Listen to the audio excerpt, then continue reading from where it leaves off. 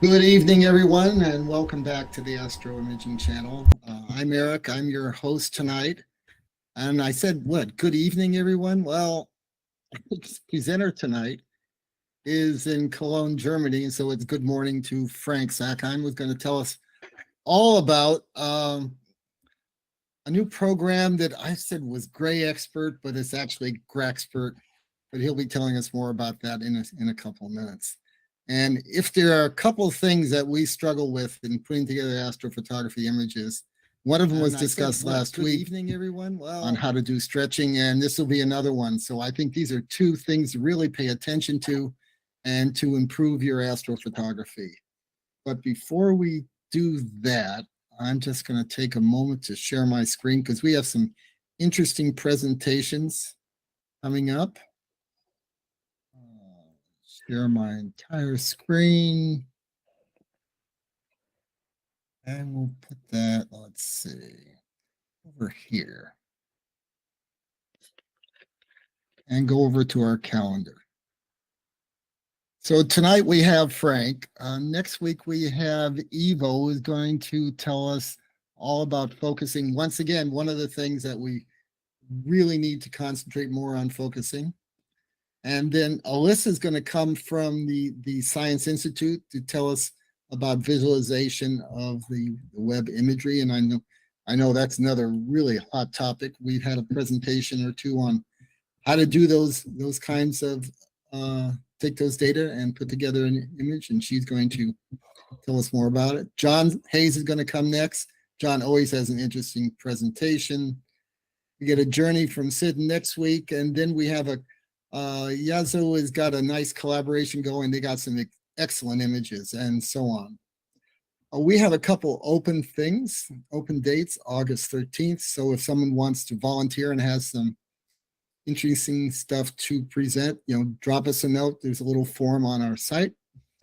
Send this in. Someone will get back to you and discuss, doing a presentation. And without further ado, I'm going to stop presenting myself. Stop sharing. Just a moment. And so, Frank. Hello. The presentation is yours. Tell us all about GraXpert. Okay, I start the presentation right now. Just a second.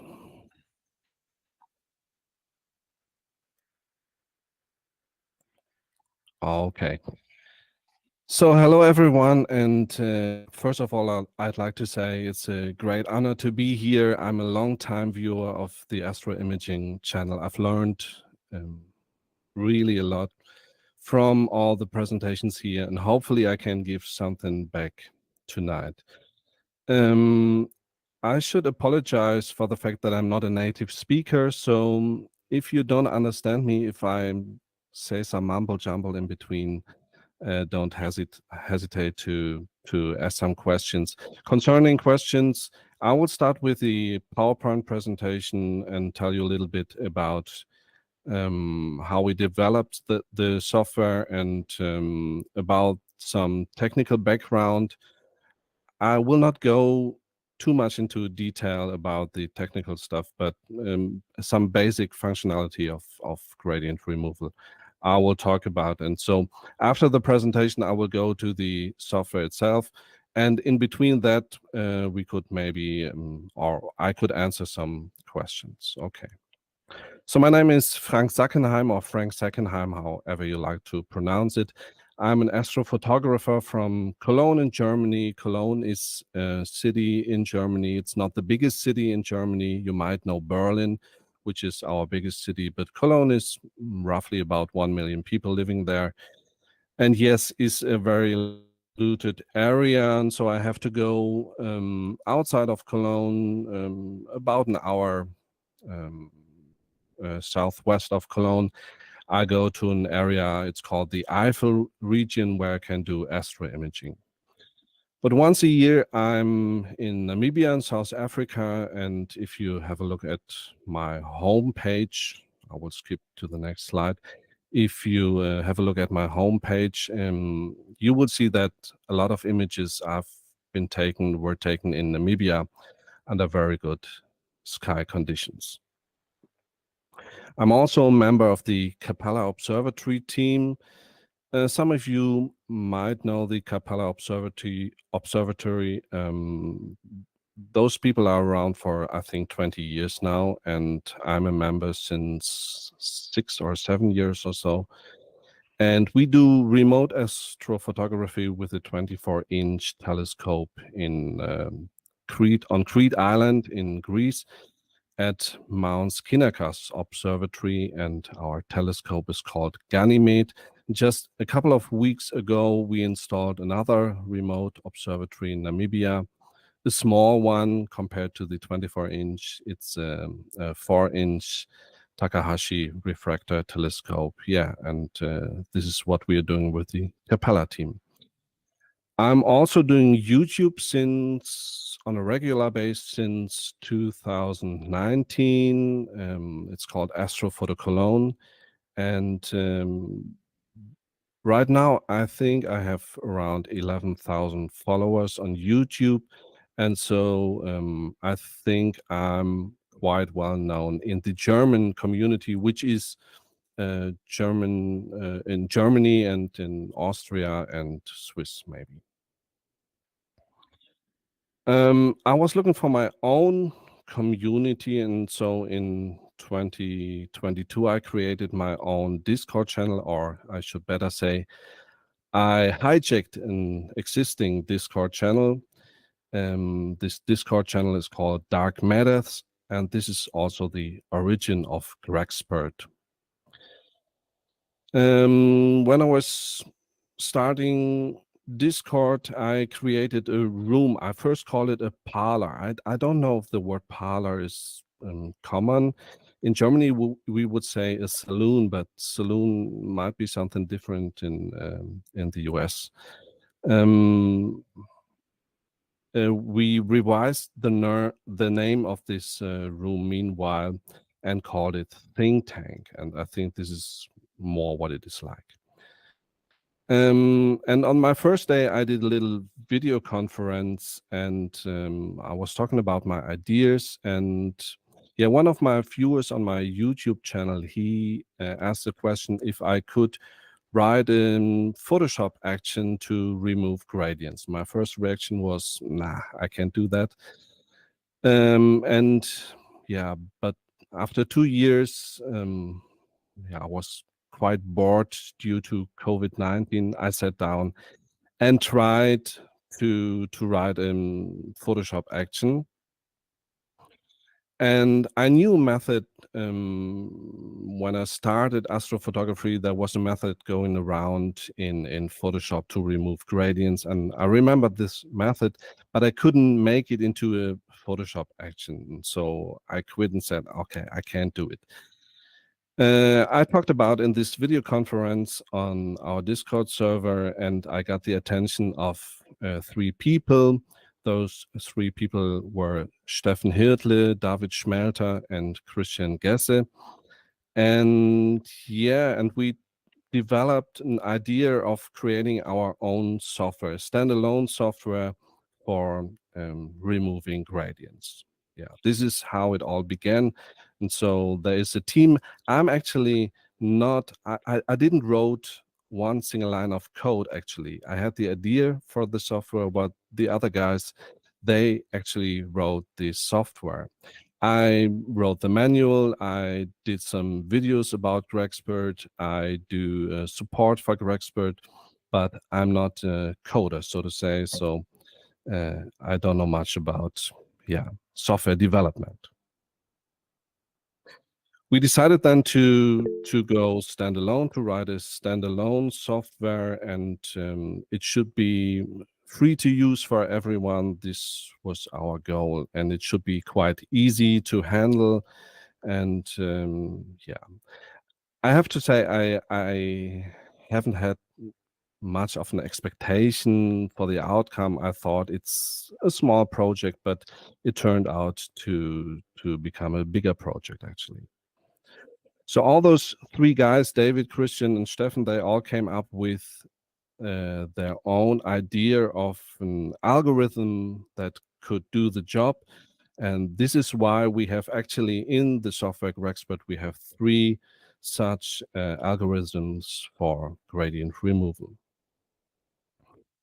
The whole process went extremely fast. I think we started everything in February 2022, and by the end of April in 2002, we presented the software to a larger audience. And in this time period, we also did beta testing. So it was really extremely fast.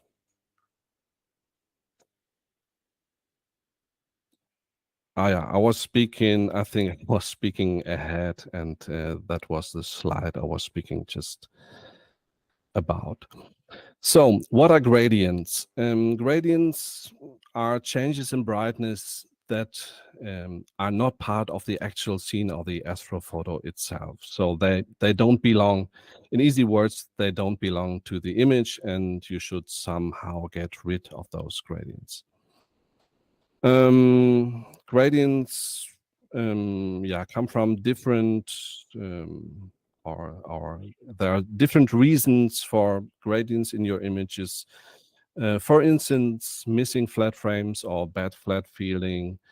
Although I have to say that proper flat fielding is, in my humble opinion, a key thing to do. So GraXpert is, or any other gradient removal software, is not meant to be a substitute for good flat fielding. You should have proper flat fields, and it's just an example here where gradients can come from. The most common issue for gradients is light pollution, and I would divide light pollution into natural or unnatural light pollution. Unnatural light pollution is what we generally call light pollution, but there are also some natural phenomena like the moon or even bright stars or planets like Venus or Jupiter. Sky glow, if you're under very dark skies, sky glow can actually be a problem, or the zodiacal light. And you also have changes in brightness in the night sky due to the height of the object in the sky. So this can also cause gradients in your images, and it all gets a little complicated when you stack all those images, and so then those gradients can create relatively complex gradients in the end. Also, your optics can cause gradients like reflections in your image train or whatever.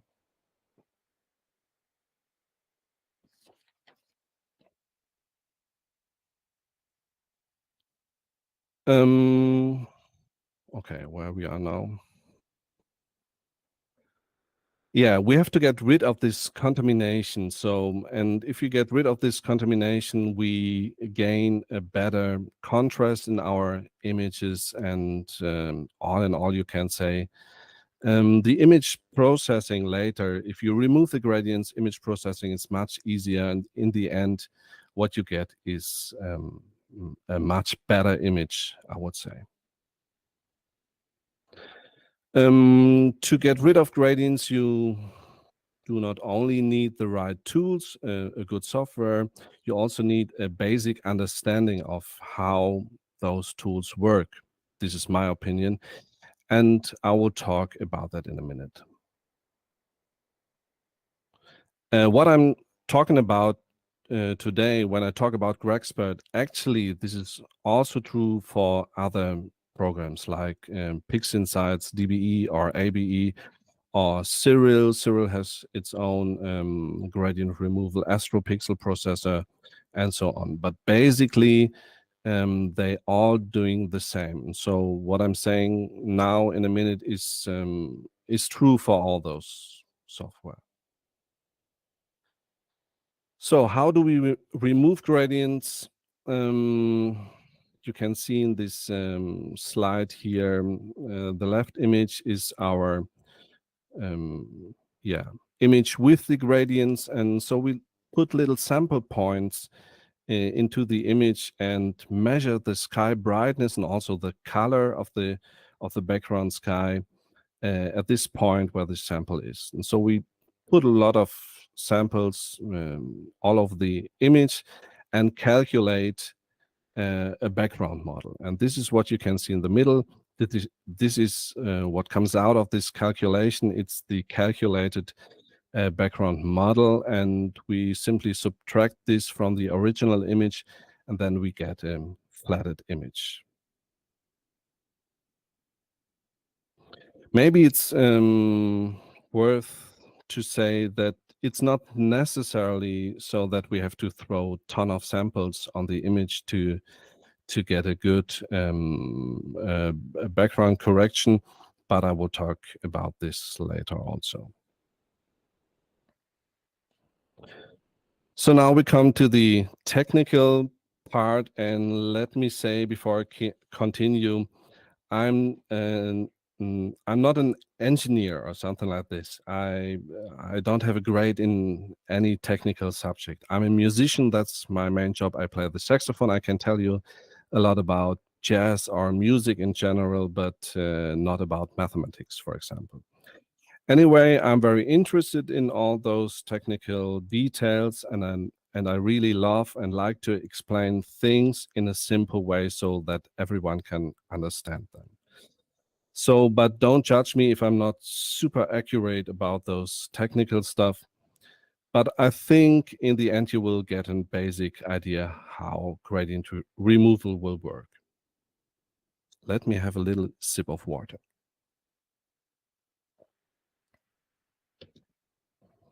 So what you see here in this crazy line, you see some dots, and yeah, imagine those dots were our sample points. I will go back to this slide before. You see these sample points in the left image, and we take measurements here, and you have to make assumption of how the sky brightness changes between two sample points. And so you have to somehow make a connection between those sample points. And there's one algorithm which can do the job. It's called a spline algorithm. And what spline algorithms are doing is you can think about spline algorithms, a spline that comes from shipbuilding. The word comes from shipbuilding. And this is a kind of a ruler which you can bend, you know. And so if you have different sample points, like here in this image, you try to make a fitting between those sample points in the smoothest way possible. And so this is what a spline algorithm can do. In this slide, you see a special kind of spline algorithm. It's called a thin plate spline. And this is my favorite picture of how spline algorithms can work. Imagine a thin metal plate, like a copper plate or something like this. And you can bend it with your fingers or with your thumb and can form a 3D model. And think of a gradient like a 3D model. And if you want to get rid of the gradient, you try to make a model of this gradient. And yeah, I think this is a great picture how this can be done. On the left side, for example, you see, if you try to imagine that this is a thin metal plate and those red dots are our sample points. You see that those four sample points in the corners, they somehow fix the metal plate, and only the 2 points in the center really create the form of our gradient. And I think this is my favorite picture, how I think about how those spline algorithms actually work.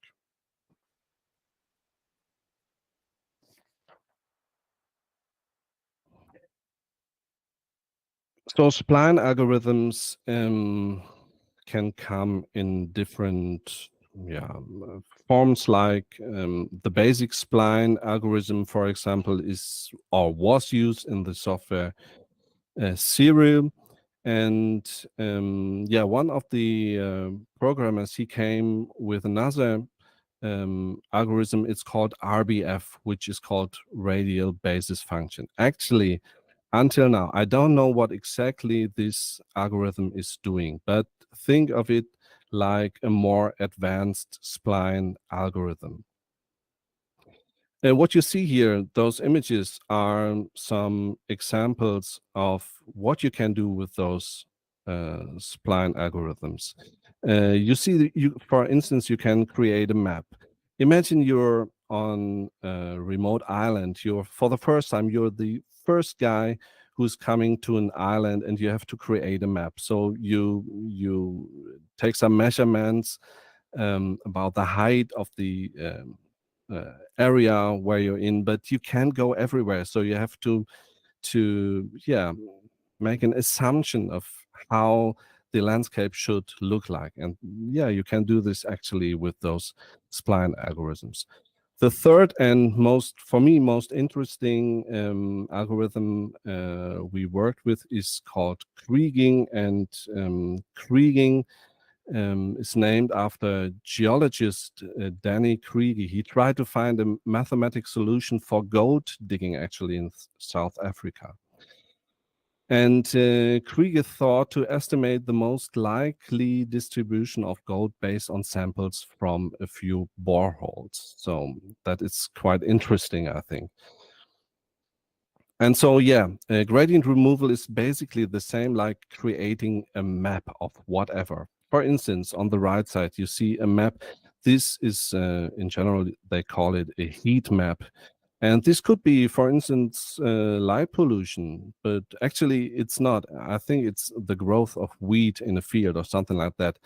But this could also be light pollution. Imagine you're taking measurements of the night sky, and you can't go to every place and take a measurement and create a map. So you have to make some assumptions. You have to calculate how bright the sky will be in a certain area based on your measurements you did. Okay, this is the theoretical part of how GraXpert works. And if there are any questions right now, actually, feel free to ask them now, and I will go over to. Okay, Frank. We did have one coming in from Anak Chan just now, and he's asked, does GraXpert support only the standard ASCII set in the FITS header and not other characters like the Greek? This is a good question. I remember that we had the problem with Greek letters, but actually you got me on the wrong foot. I can't tell you exactly. Okay. I remember that question on the support forum, but I don't know exactly how it turned out. Well, Anak's got it, and Alan, who is apparently your groupie, wants to first off thank you for having Mac on a Mac version of this software, and he's also complimenting you on your Greek. Unlike Anak, who wants to know about it, or no, he's complimenting you on your English, and Anak wants to know about your Greek. So anyway, and have you used Zernik? Darkwood 777 wants to know if you've used Zernike, Zernike fitting or wavelets. Oh no, actually I've never heard about it. So these are the three algorithms we've worked with. We've worked with simple spline algorithms, and they are very, very simple, really. Like, but I will talk. I will talk about the advantages and disadvantages of the different algorithms later. But you're satisfied you've got algorithms that work. They're sufficient to do the job that you want to do and smoothing out the gradients. Okay. I mean, actually, spline algorithms, this is the general word for all those algorithms. They are all spline algorithms, as far as I know, but there are special kinds of spline algorithms. But really, this thin plate spline, you will find this, for example, in PixInsight. Very, very often you will read thin plate spline algorithm. And this is best really stare at this picture for a while and think about how you would bend thin metal plate in your hands. And this is really, for me, it's really, it was changing my thinking about gradient removal. Okay, thank you. That's it. You're up to date. Yeah, I will talk a little bit about Mac computers and the installation also in a second. Okay, so I will now, I'm still presenting, right? Yes, you're still on the screen. Okay. Oops. Okay, so this is actually our homepage, GraXpert.com, and it's a very simple homepage. I did by my own. Actually, it's the first homepage I ever did. And yeah, you can download the software here for Windows and for Mac computers and for Linux computers. And if you look carefully here in the bottom, you would see that this directly goes to GitHub. So if you're familiar with GitHub, you can also download it directly from this address on the GitHub page. Yeah, okay. For Windows, it's quite easy because for Windows, you don't have to do any installation or so. You just download the software and extract it and double click on it and it will start. So maybe you will get some security message because it's like with software, it's like for Windows, yeah, sometimes you get some antivirus messages or so. You simply can ignore it. GraXpert will not work on Windows 7. It's it will work from Windows 10 on to Windows 11 and so on. So for Mac users, I do this, as I said before, I do the support for GraXpert, and I think once a week or 2 times a week, I'll get a message. I'll like to try your software on my Mac computer and it won't work. It's a little bit more complicated on Mac computers because of security, yeah, stuff. And what you have to do if you're running GraXpert on a Mac computer, you have to place GraXpert first of all into the application folder. There is an application folder on Mac computers. This is very important.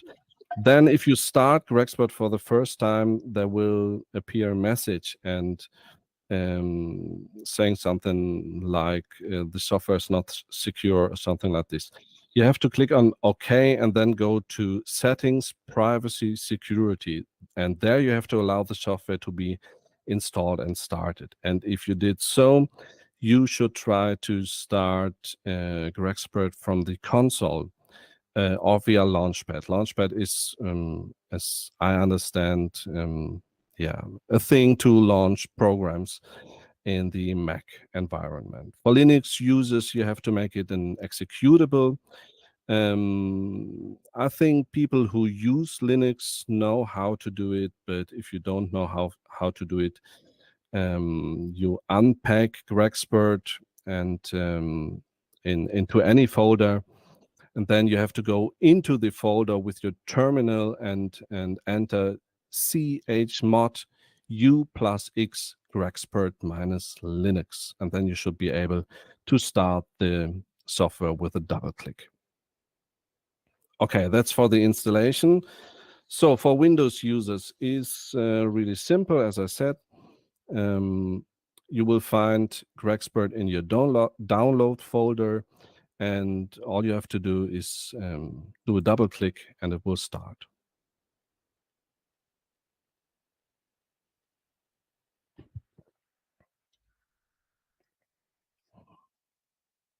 Okay, on the left side, you will see the workflow, so to say. You have to go start with point 1, point 2, point 3.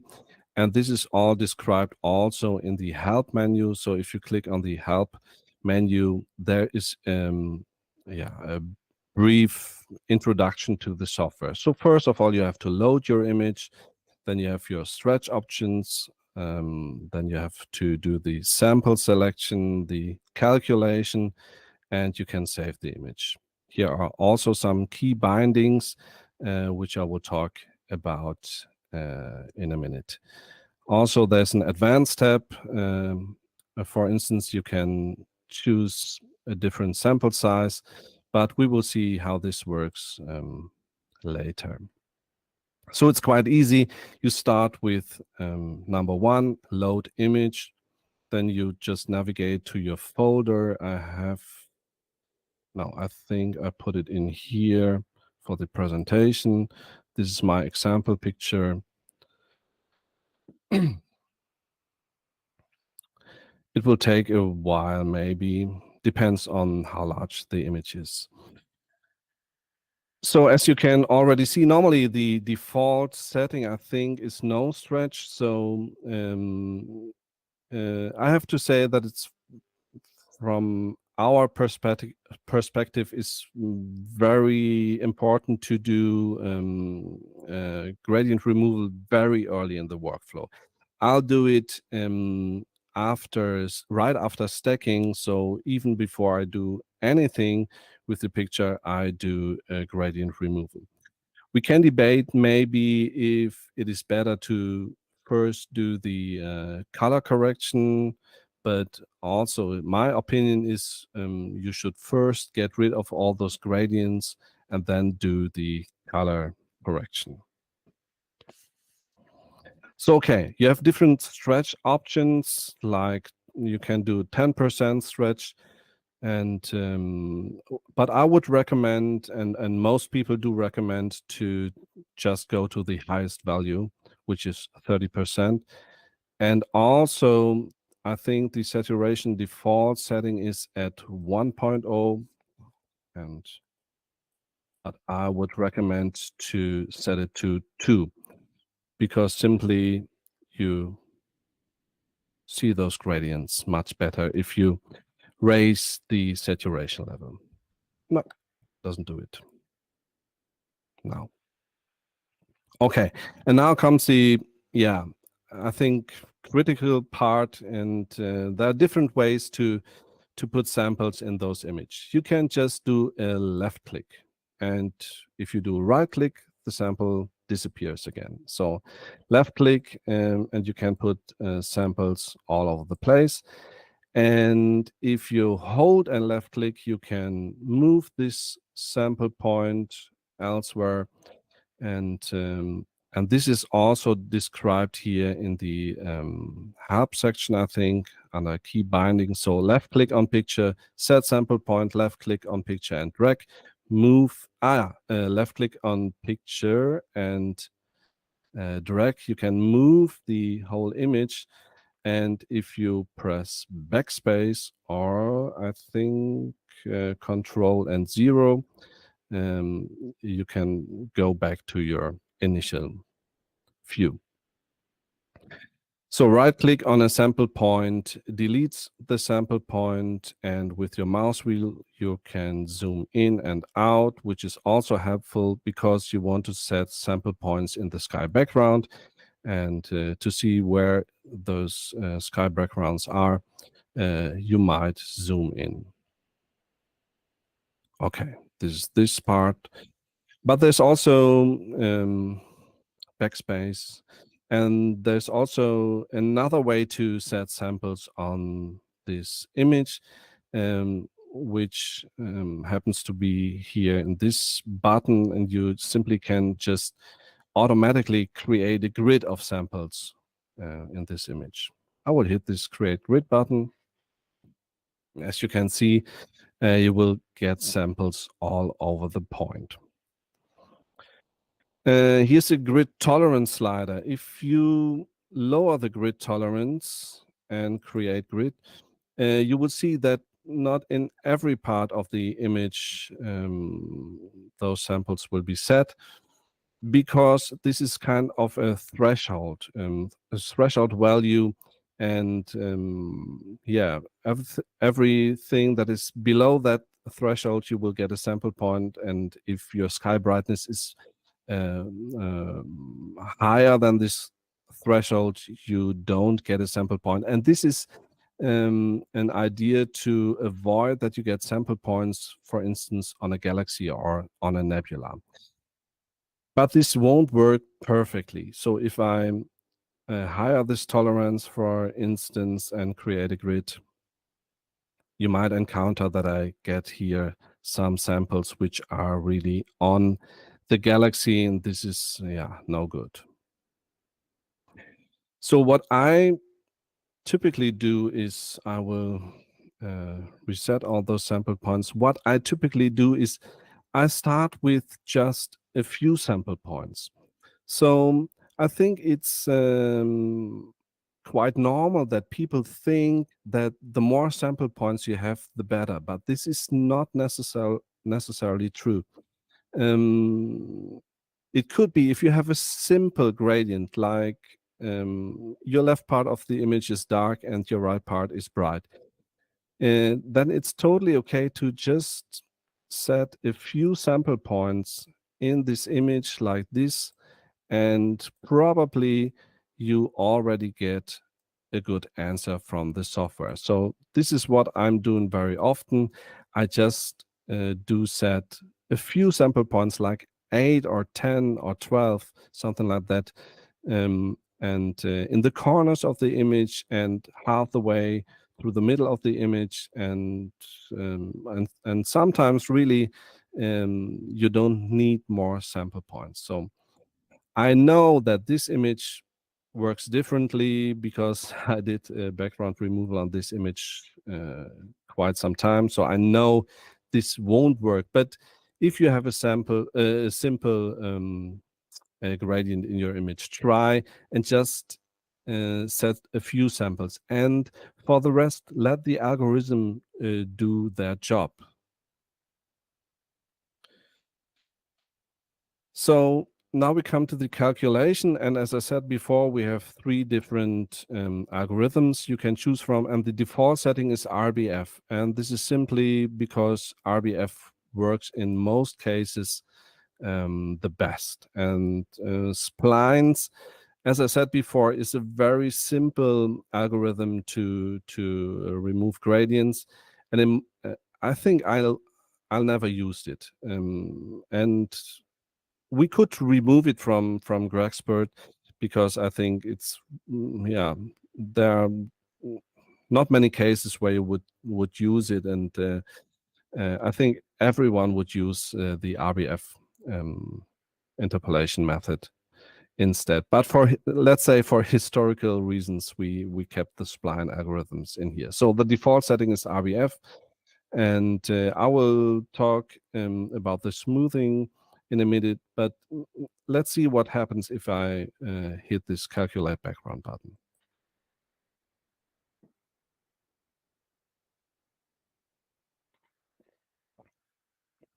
Okay, depending on your computer and how many samples you set, this will take a while.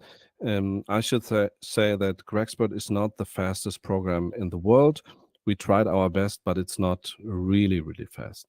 So as you can see, it already did a good job with just a few sample points. What you also see now is that there is an issue on the right side of the image and on the left side. And I think what we do have here is a stacking artifact. So if you stack many images, you will get some parts in the image with a low signal to noise ratio. So what we should do is we should crop the image, and this is something which you should do first.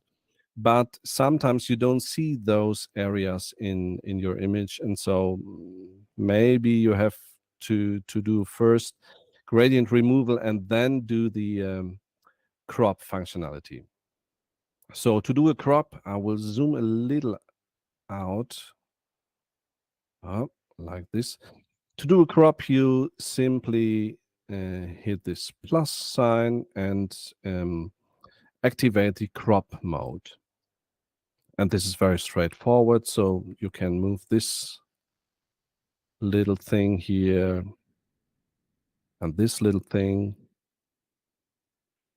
And then you simply hit apply crop. Okay. And you really should do this. If you have some areas in the corners which are do have a bad signal to noise ratio, this can totally mess up your whole gradient removal. And so please crop your images. So as you can see, it's not perfect right now. So those few samples did not work so well. So what I do instead is I create a grid of samples on the image. And I think the default setting here is 25 points per row. But in my opinion, this is a little bit too much. So I change it to 15 points per row. And I set a mediocre grid tolerance and create the grid.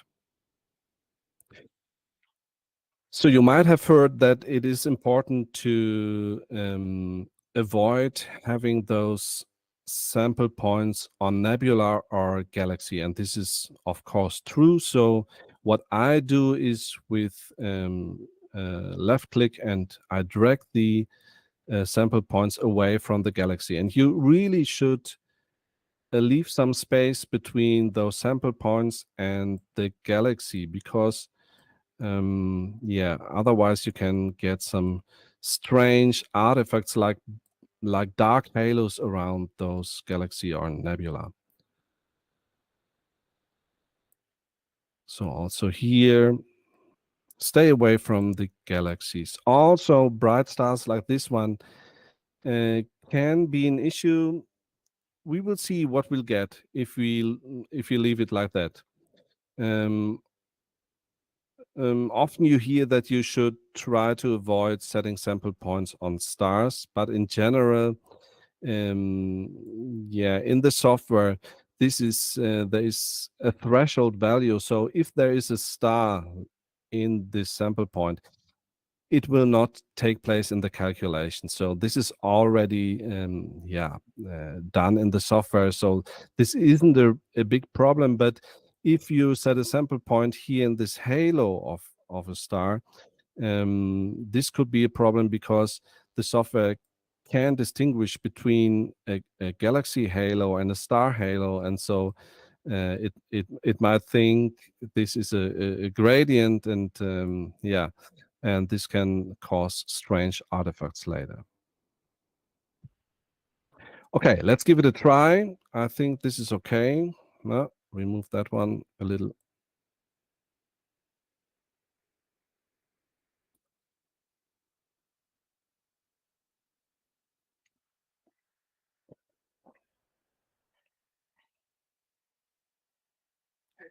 As I said, now some more samples, the time for calculating the background removal will increase, maybe up to a few seconds. Okay.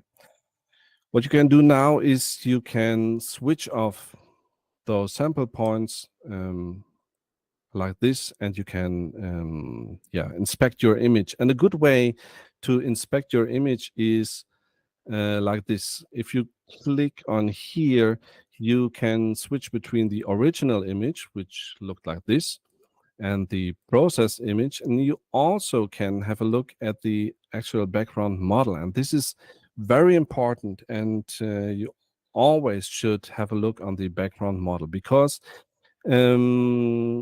you can see if you have some issues. For example, if you removing light from the galaxy, you would see it here, because the galaxy is more or less blue, and you would see some bluish shimmer here in this image.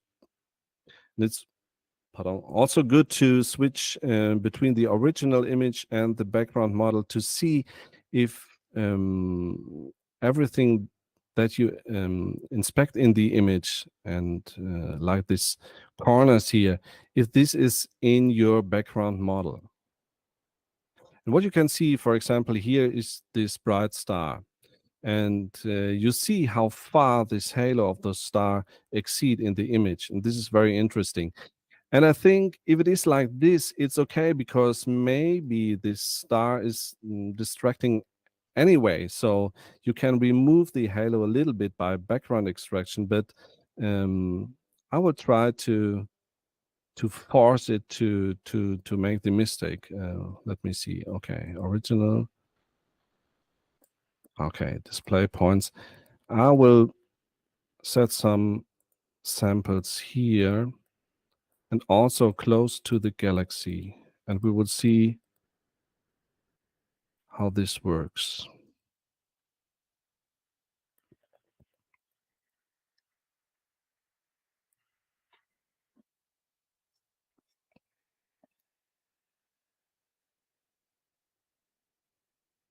Okay, we have to wait a second.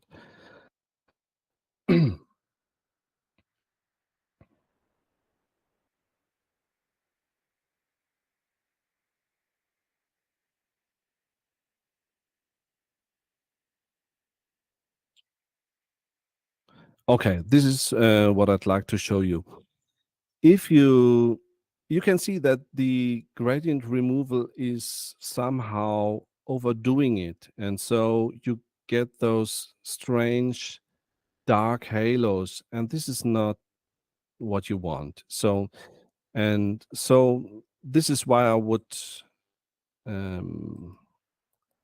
advise you to not set those sample points too close to a bright star or too close to a galaxy, because then you will get this issue with dark halos around your objects.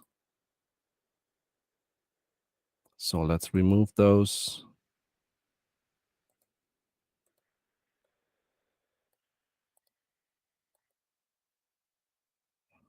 Sorry if it takes a while.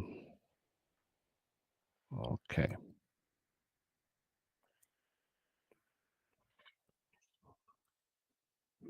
Also, maybe interesting for you is if you are used to PixInsight and dynamic background extraction, then you might use to the fact that you do a background calculation, then you get a new picture, and if you don't completely remove the whole gradient in one go, you have to start over again with the new picture. This is not the case in GraXpert. So let's assume that you try with a few samples and calculate your background, and you're not satisfied with the result. Then you can set some more samples, and the calculation then is going back to the first original image. So this is a convenient way, we think, of finding your way for a good background calculation. So I will get rid of those display points, and I also will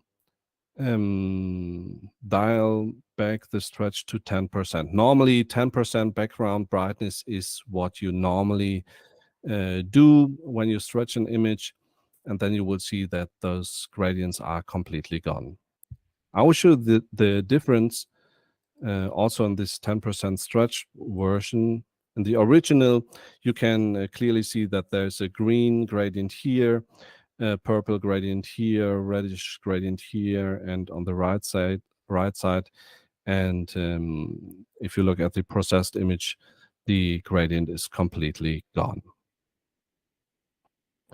So you might say this is simple. This is a simple image. I have another image which is a little bit more complicated. And but before we go to another image, I will also show you how you can save the image now. So you can save it as 16-bit TIFF or 32-bit TIFF or FITS or XISF, which is the PixInsight file format. So you click on Save Processed Image, and then you save this processed image in the linear state. So you might ask, why should it make sense to save the background? So this is this one. You can save the background model. For instance, if you want to work in PixInsight and you want to have a clear history in your PixInsight workflow, you might just calculate the background here and subtract it from your image within PixInsight, and then you have a clear image history, and you can go back and forth. This is why we also have the option of saving the background here. So some people asked us, because they really like the stretch options, like if we do 15% stretch, I should do that on the image, not on the background. Sorry. Some people liked it, liked the way how the image looked, and they asked for a button to save the image in the actual stretched version, and this is what we did here. So you can also stretch a nonlinear and stretched image, and simultaneously the original processed but linear image. So this is the reason why we have 3 buttons. What I forgot to say is the file formats which you can load into GraXpert. I think it's TIF, FITS, JPEG, PNG, and XISF, which is the PixInsight format. Okay, I will make a short break. If there are any questions, I think there might be some questions. This would be a good point. We've piled up a few. Okay. All the way back to Darkwoods. Remember when he was asking what other fitting algorithms you used? Did you try Fourier transfer fitting? Fourier fitting? Okay. No. And you mentioned you used RBF, Spline, and what was the third one? Kriging. Okay. And so for those of you who are into that, including Chandrasekhar, who had a little bit of conversation about what other ones might work. Okay. I will talk about Alan. Oh, go ahead. Yeah. Go ahead. I will talk about the kriging algorithm with the next picture. Okay. Alan wants to know if you could add a notice of the release level someplace, or can we find that in your program? And about he can't tell if he's got the newest release on it. You will find the version in the upper left corner, but if you go to the home page and download the software from the homepage, you can be sure you have the newest latest version, because this is a hot link to the GitHub page, and so it's always the latest version. And what you can simply do, if you're not sure, just delete the GraXpert icon from your download folder. You can just drop it in your garbage bin and download it again from our homepage, and you can be sure that you have the latest version. Okay, that might answer his question. Let's see. Will there be a PixInsight plugin? Will it ever become a process in PixInsight? Or a script? I think no. We discussed it many times, and there were several problems. First problem is that the scripting interface in PixInsight is not well documented. I think you had an talk here about scripting in PixInsight, but it's very complicated to do it. Some people manage to find their way through, and also this is a different programming language, which wouldn't be the biggest problem, because we programmed it in Python, and I'm not sure what the scripting in PixInsight is using, but it's a different language, so you have to translate it. This wouldn't be the biggest problem, but As far as I remember, the biggest problem was that the scripting in PixInsight does not allow to take samples in images. And this is a key feature of how gradient removal works. You have to take samples, and this is, as far as I've been told, is not possible in PixInsight. Also, what we did is we offered the RBF, or we offered our idea of using the RBF kernel to the PixInsight team, but they weren't interested. Okay, Chandrasekhar wants to know, you give what options for like 6 different types of files that one can download and move around. How much information is lost when you change, for instance, from the XISF to 64-bit TIF or back? Is anything lost? It depends on, I would say. So yeah, anyway, I would try to work in the linear regime as long as possible. This is also the PixInsight philosophy, and to do so, it would be the best if you stick with 32-bit. Okay. But yeah, I mean, a couple of years ago, I did image processing with 16-bit TIFF files as well, and Right. it's hard to tell the difference, actually. Okay. But Well, anyone will recommend working with 32-bit because this is actually the largest file format, which you can okay. have. John at Astro wants to know if blah, blah, blah, blah. What do you do about pedestals or non-zero pixel values to make sure that you don't drop them out entirely when you start subtracting? Oh, I think this is something we do have in the code, so it shouldn't happen that you get some values below 0 or something like this. You probably don't get any 0 values or even negative values. Okay. I think the guys took care of that. All right. Alan wants to know if there's a reason not to use kriging. It only takes about 15 seconds, etc. So now let me just ask you this before we go through the whole routine. You tried all the algorithms you could think of that would probably work, and you're satisfied with the ones that you've got do work.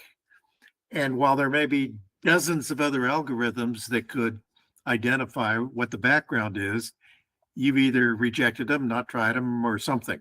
Is that accurate? We didn't try everything. I think what the guys did is they made some investigation and looked for some cases which are similar to gradient removal, and they found some algorithms, some interesting algorithms, and they came up with those 3. My favorite in the beginning was the kriging algorithm because it sounded to me like it's the most advanced, but it turned out in most cases RBF is superior to kriging. But it's good to have both because then you can decide, and in some cases the kriging algorithm works better than the RBF algorithm, but what we encountered is that in the most cases RBF works just fine. We were surprised by ourselves how good it worked. So from the theory, the kriging should work better, but it just didn't. Okay, my job is to get you all the questions from the general public that are coming in, but I got one of my own that I have to ask. On the how'd you get that gradient? That is a strange color, colors, intensity, everything. That's like a strange gradient. Do you know where it came from? This is taken with a 24-inch open truss telescope, and with the open truss, it's really like it can come from an LED or some reflections within the dome or whatever. And also what I said earlier is if you have a simple gradient in one image and a simple gradient in another image and you add them up, you get a complex gradient. You see? A color plane. You know, your red one's one gradient and your green one's another, your blue one's another, and they give you that. Yeah. Okay. For instance, yeah. Okay. I think we've got through all the questions. We've got a few comments here, but let's go. Your turn. Okay. So I will load a different image, which, yeah, is a little bit more complicated. What I didn't do now is I didn't save the image. I did this so many times, so I already processed this image, so I don't do saving this now. Okay. So here's M42.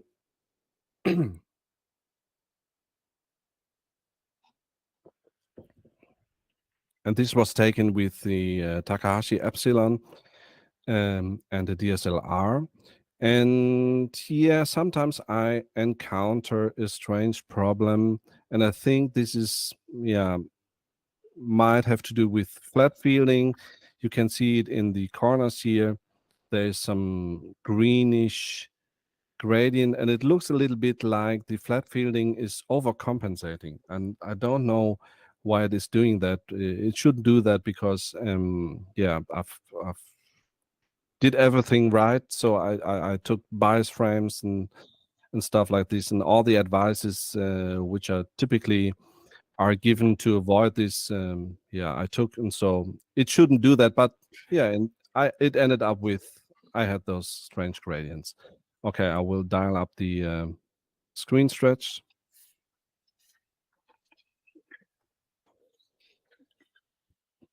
Yeah, and as you can see, there's a lot of nebulosity in the image, and so it makes it difficult. You can place a grid on this image. If you would do so, yeah,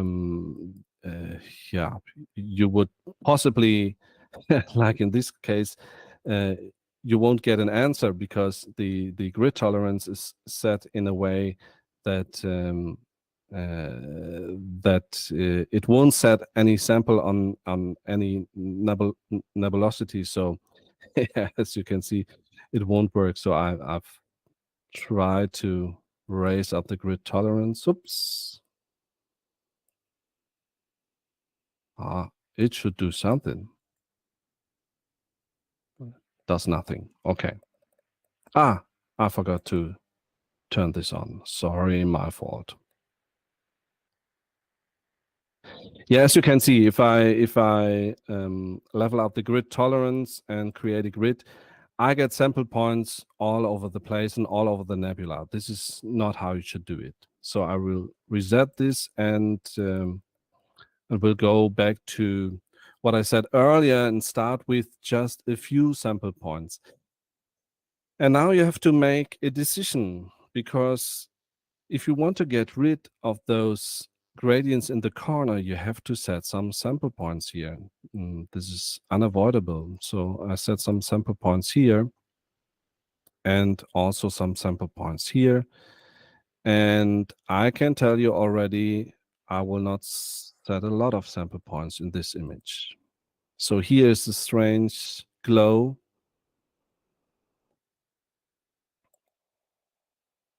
The bottom left is a problem. No.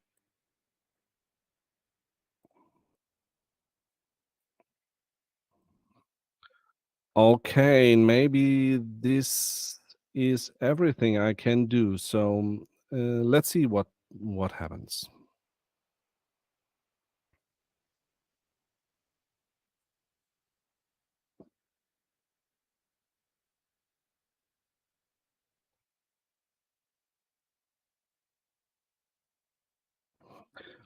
Okay, as you can see, I will get rid of the display. As you can see, those greenish gradients are almost gone. So this is not so bad, I would say.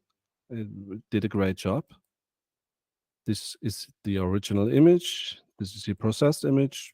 You could say, okay, I go with that. I'm fine. As I said earlier, you should always have a look at the background, at the actual background, and try to think about it like, yeah, if there would be some nebulosity, and if you have, for instance, some reddish glow here in the center, and imagine you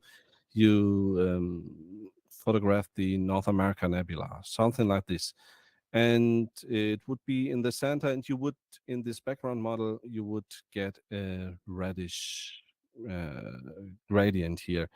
Then you have to take advantage of setting those samples differently to avoid to subtract any nebulosity. But here, for me, it looks, yeah, quite okay already. But as you Can can I ask see, you a question before yeah, you move through that? So if you of course, set your sample points on the edge where the obvious gradient is, yeah, you don't set something in the middle as an intermediate point, then your yeah, spline function is going to subtract nebulosity, even if it's not apparent when you look at yeah. your image. Yeah, this is a problem, and this is something you can't really avoid. I've tried earlier to set a sample point here, for instance. I should display it, like here. But then, yeah, we can try what we get.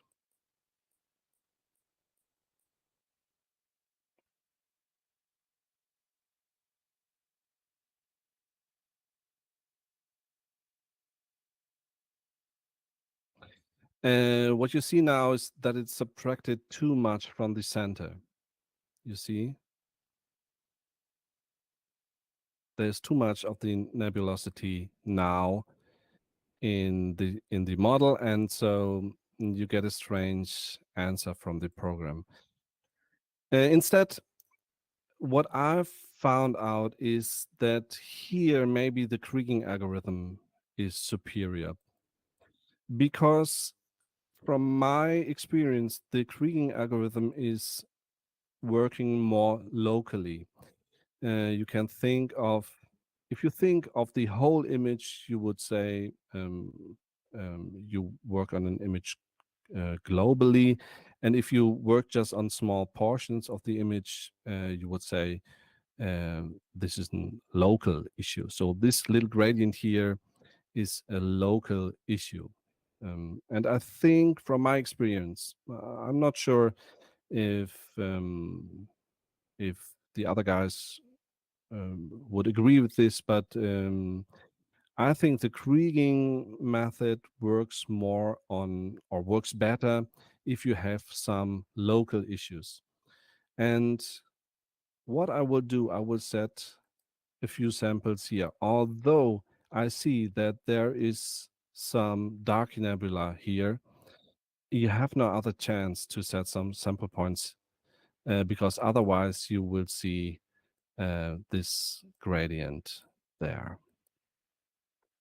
Okay, maybe this takes a little time, but we will see what we get. Frank, can I ask a question while it's calculating?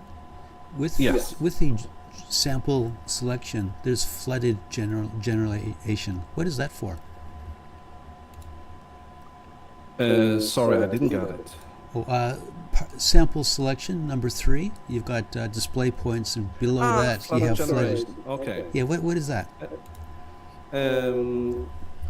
This is a try to mimic something. If you're familiar with Adobe Photoshop, you might know the how is it called? It's called The fill bucket, or no. It's you can, for instance, you can click into an image, and it automatically samples other parts with the same brightness. This is what's supposed to be here. So if I click this flooded generation and I set a sample point here, for instance, it searches for other areas in the image with the same brightness like this sample and automatically set those samples. come on, how is it called in Photoshop? Color selection, I think it is. It's the Yeah, it's a magic selection tool or something like that. It's a select, well, after you make a selection in an area with the selection tool, you can say select similar. Yeah. And then it will select Yeah. similar, and then you can Yeah. modify that in different ways. Yeah. Okay. Now I messed up my sample points here. Okay. But to be honest, I think the idea is good, but to be honest, I never use it because I'm faster with just thinking of it where to set my sample points, and I don't really trust it. But yeah, maybe this is I would say it's under construction. So what you can see now is that I think, in my personal opinion, I don't know what you think, but the kriging algorithm worked much better here, because what it did is it got rid of the local gradients here, but it recovered more of the nebulosity. And what it also did is, in the version before, when I used RBF, you could see that we had a strange issue that the center of the image was brighter than the corners. That looked strange to me. And in my opinion, with the kriging algorithm, it worked much better to give us a good balanced picture here. I don't know what you say, but I would be satisfied with this. Also remember that you will not display the image like this. You will display it with a lower stretch value, actually. Maybe such nebulosity you will stretch a little bit higher than like a galaxy or so, but you would never ever stretch it like 30% background intensity or something like this. Maybe I would stretch it like this, you know. You also have to do color calibration now. By the way, if you're using GraXpert,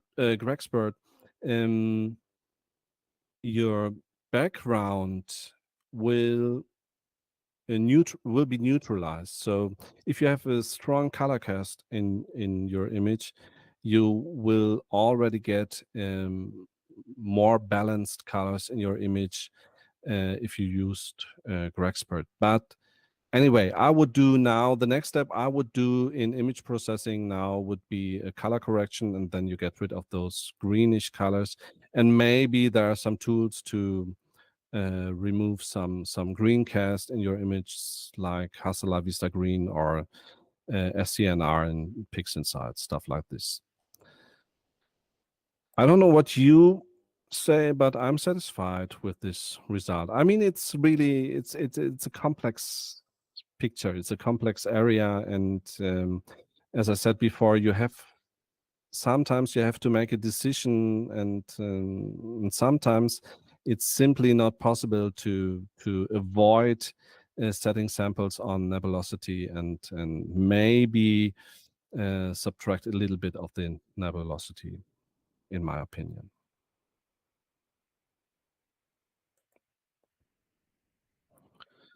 So one thing I didn't explain yet is the smoothing factor. And I will go back to a slide in the presentation. And this is a slide from our manual. And here you can see, this is not a real world example. What we did here is we created an example to describe the smoothing factor. On the right side, you see the background model with a high smoothing factor. So what you can see is that the transition between the brightness values are very smooth. And this is actually what the smoothness does. And on the left side, you can see that those contours are much harsher than on the right side. And this is a low smoothing value, and this is a high smoothing value. So again, here those are stars, for example, and if you have a local, really like a local issue like a star halo or something like this, it might be useful to use a lower smoothing factor, for example.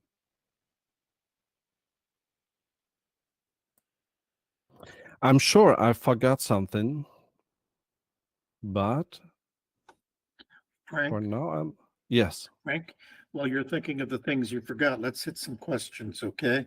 Okay. BB wants to know how the algorithm distinguishes between pollution, say, and the pollution gradient and signal itself. And how did you test it to find out how it was distinguishing properly? It's not that intelligent. It can distinguish between both of them. It's really simple. It just measures values of brightness. So you do have to do the job and set those samples in areas where you know where just sky background should be. In this difficult example, this is not possible, but I can think of a software which is capable of distinguish between a gradient and actual signal of an object.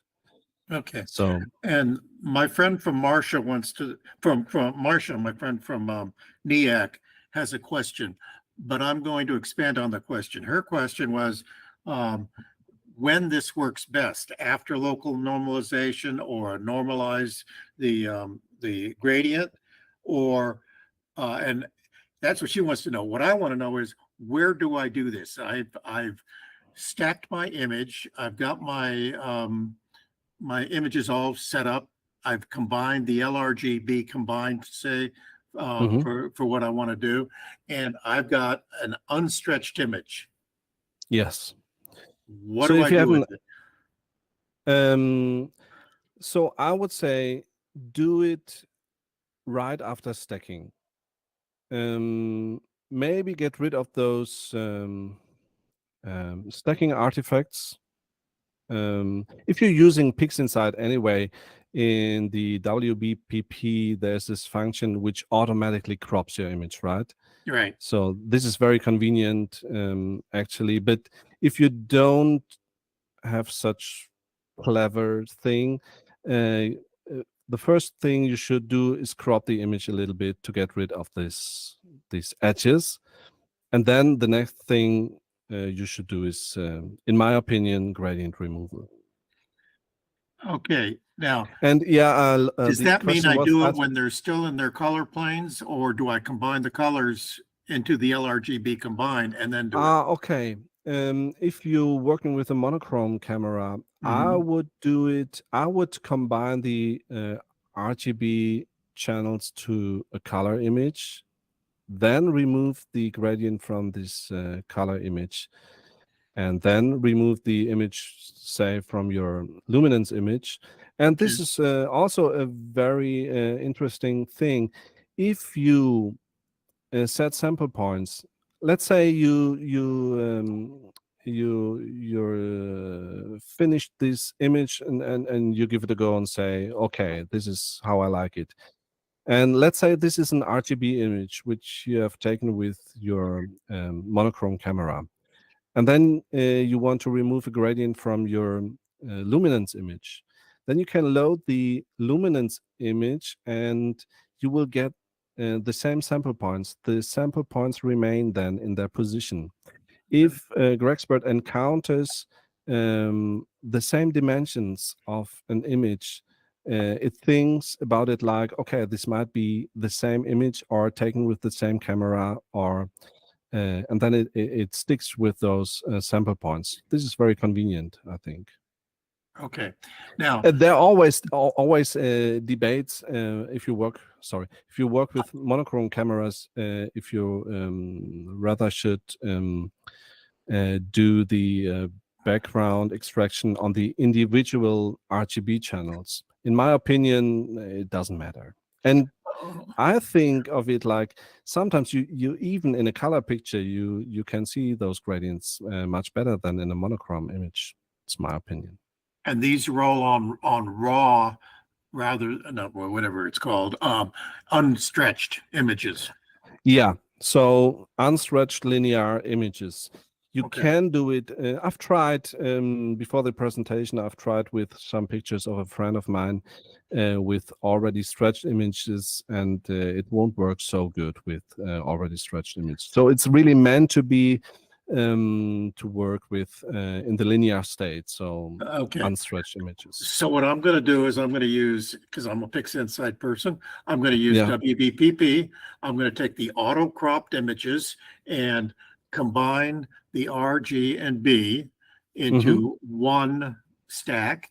And then Yeah. I'm going to do the luminance, and then I'm going to stop using, then I'm going to stop using PixInsight for a while, go over to GraXpert, call up those same XISF files, Yes. do your magic, save those same files under a different name, and then open them back up into PixInsight and proceed with the rest of the stuff that I do. Exactly. Yes. Thank you. Yeah. Is that all you have to present tonight, Frank? I think so. I think I'm through. Is So there let me see. a contact information? You gave that earlier, didn't you? Yeah. In Could your you show intro us your slide. webpage again? Lubo wanted to see that again. He missed it. The, Where do you download this thing? okay, you simply go to www.graxpert.com. Okay. Okay. Take it from there. Great. And you also can go to GitHub. This address is a little bit more complex, but as I said earlier, anyways, if you hover over those download links, you see in the bottom left that this is anyway a hot link to GitHub. So it doesn't matter if you downloaded it from here or from GitHub. On GitHub, you have if you're interested in, you can also download the source code.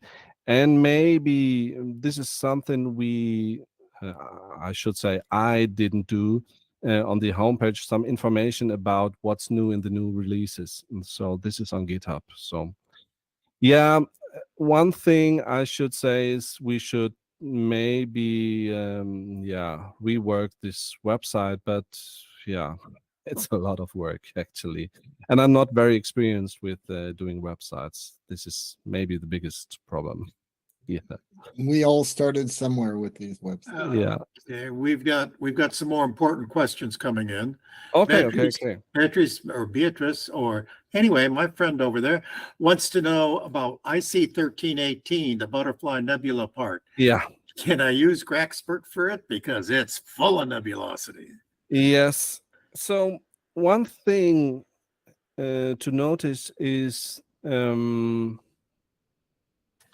I think how it works, it will never make absolute values. So the calculation of a gradient, I think, I'm not 100% sure because I didn't write the code, but I think it's a relative thing. So if I place a sample here and a sample here, it measures those brightness levels, but not in an absolute way.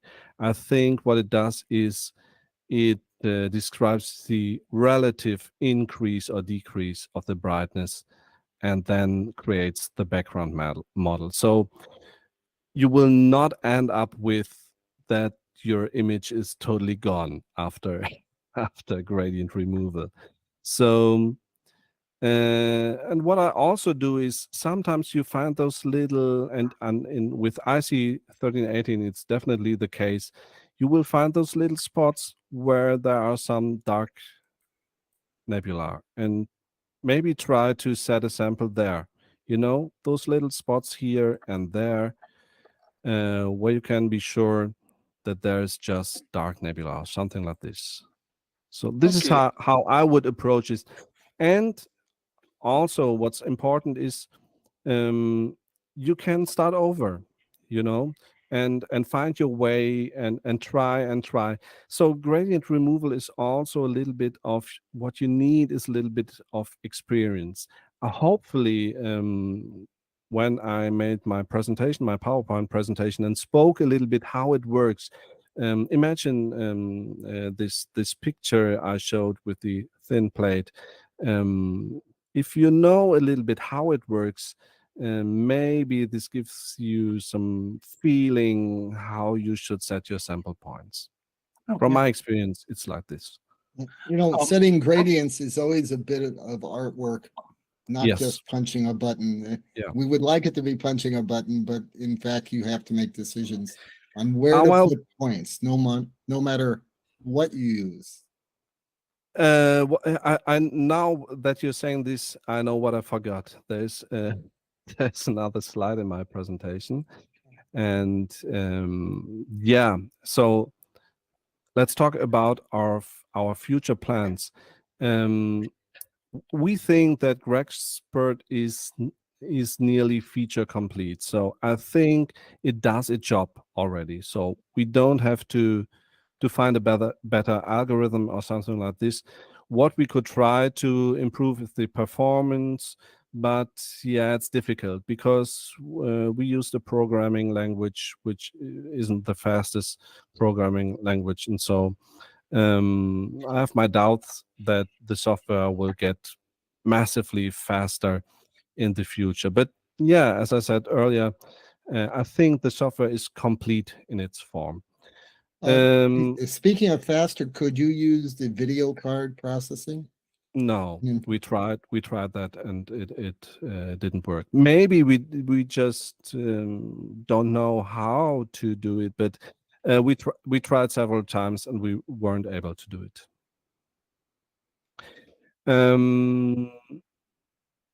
Yeah, what we did is actually, and this is interesting because one of the developers of Serial, he's in our Discord channel, and we did a collaboration with him, and that was very interesting because we offered him to use this RBF algorithm for Serial. And actually, if you download the actual version of Serial, the RBF functionality is already in there. So if you do a background removal within Serial and using the RBF algorithm, in principle, what you're doing is using GraXpert. So I said it earlier, there's probably no PixInsight plugin. They announced years ago that they would like to improve DBE. Yeah, we're all waiting for this, I think. Okay. Hey, Frank, could you stop sharing your screen? So, you know, we're getting towards the end here. Okay, yeah, of course. We've got Jeff just asked a question. How does it work with narrowband images? Does it work good with them? Yeah, of course. It works with every kind of images. So if you grayscale images, color images, broadband or narrowband, doesn't matter. Okay, great. Now, there is one fairly important question here that we have to ask. Jeff came up with that, and I was thinking of it too. So, like, dude, when do we get to hear the sax? Are you and Warren Keller planning on getting together to give us some cool tunes, or what? Yeah, we chatted many times, and I know that he's, yeah, I would say a professional saxophone player, and we chatted about. He's in the top 39, I think, 40, whatever. Yeah. And we all already chatted about saxophones, and and kudos to him because I think a couple of weeks ago he presented GraXpert for the first time here at the Astro Imaging channel. Yeah, and he presented it and then said that you would be on in a couple of weeks to give us more of the details. But I think it piqued our interest. Yeah, there are actually a lot of musicians in the astrophotography business. You know, I think most all of us play instruments. I know Tim does. I do. I don't know if Patrick does or Terry, but I think there's probably something artistic that transfers from video to music, or maybe that gene expresses itself. Yeah. Sometimes in my YouTube videos, I make comparisons because, for instance, if you talk about gain or gain in astronomical cameras, I compared it to the gain value in the microphone settings, and so yeah, stuff like this. We're getting towards the end of the presentation and close our meeting, but we kind of hang out afterwards, and you're welcome to stay with Okay. us a little bit. Okay. I think we're about it. Anything else that we Yeah. missed? We're good from question We're standpoint. good. So for all of you that hung with us tonight, thank you. Be sure to come back next week. Another interesting presentation. And with that, I guess we'll say good night, everyone, or to Frank, good morning. Thanks for staying up with us. We appreciate it. Yeah. So, Thank you. Terry, you're running the show. Take us out.